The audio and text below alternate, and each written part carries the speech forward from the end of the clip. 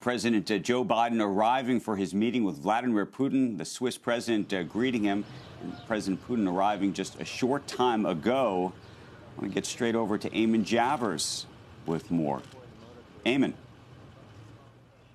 Andrew, we don't expect the president to take questions here as he gets out of the Beast on his way into the Villa Grange here in Geneva. Vladimir Putin was asked a number of questions. Reporters on the ground are telling us that he was asked by reporters there who shouted questions at him as he arrived. Can you trust Joe Biden? What do you expect to accomplish here? Will you release Navalny, his political opponent, who is in prison currently?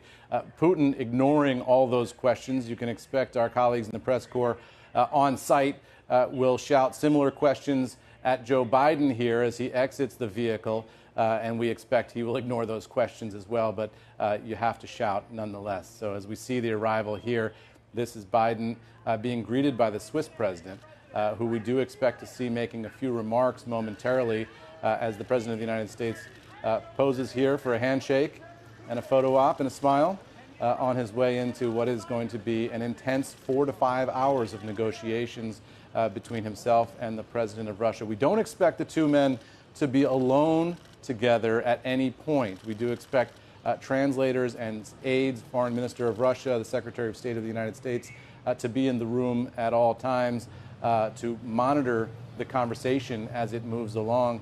And we do expect that this will take several hours, but aides have told us, Andrew, that this is going to be free-flowing. There's no set schedule. As carefully choreographed as this arrival is that you're seeing right now, there is no set schedule to the rest of the afternoon. It is just after 1 p.m. here in Geneva, and they have the rest of the day now to go through a series of issues on everything from cybersecurity, nuclear weapons, dissidents and human rights, the treatment of people around the world, the interference in foreign elections, so many issues for the two men to hash through to see if they can find any agreement, but low expectations being offered by the Russian side and by the American side for any major breakthroughs here.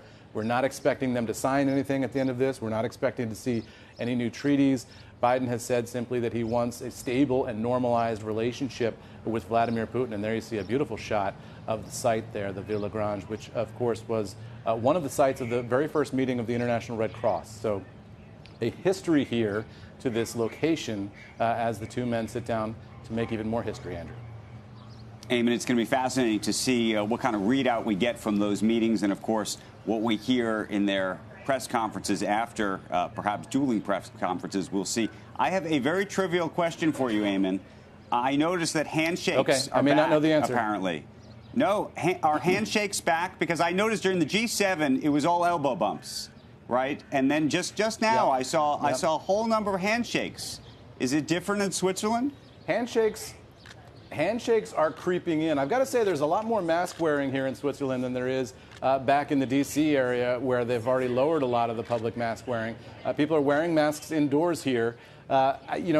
Low-level interactions, there's a lot of awkward waving and hand clasping and bowing and stuff. People are still avoiding handshakes.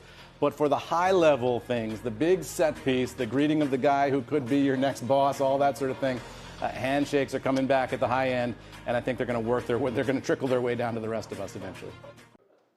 Shepard Smith here. Thanks for watching CNBC on YouTube.